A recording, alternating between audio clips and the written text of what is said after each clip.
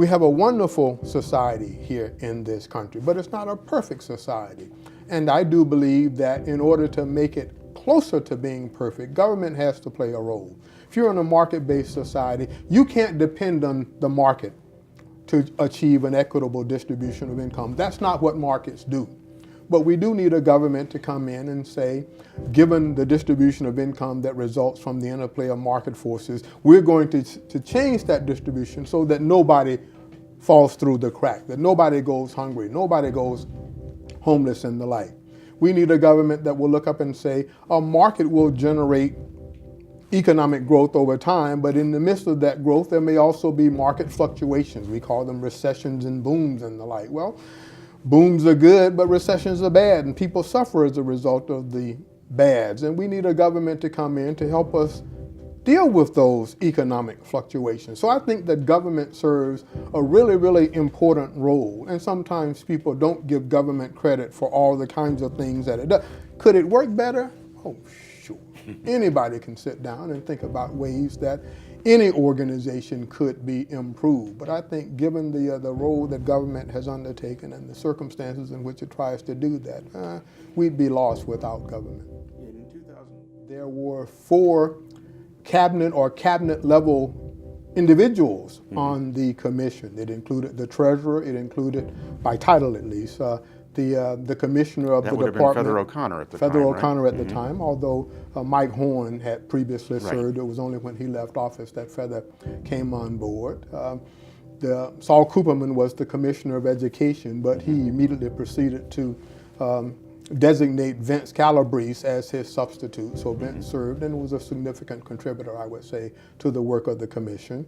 But we also had the director of the Office of Management and Budget, and it was Dick Standiford at the time, although by the time, again, the commission concluded its work, Dick had moved on and Rich Keevy was the representative. And we had John Baldwin, who was the director of the Division of Taxation at the time. And I think it's a fair and an accurate statement to say that all of those individuals were given leave by Governor King to vote their conscience. And each one of those individuals supported the work of the Slurp Commission in its entirety.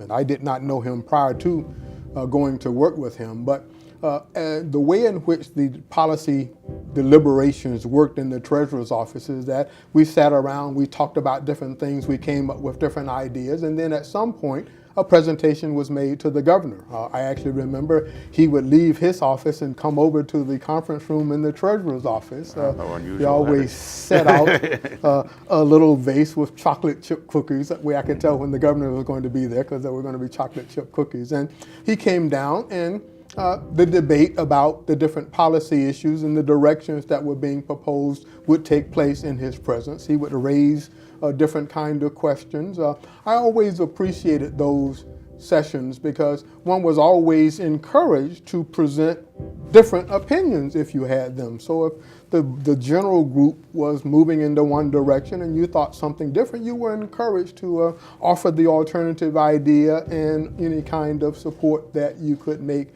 on behalf of that.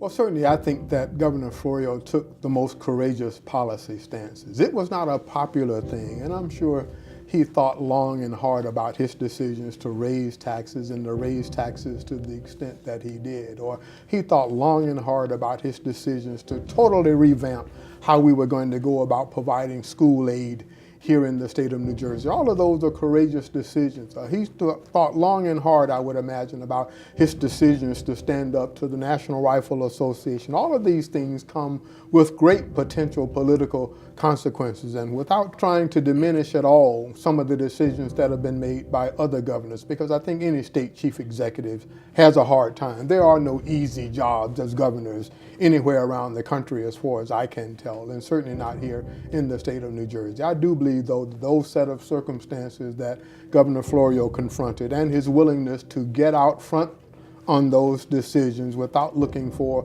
political cover probably places him head and shoulders above the others.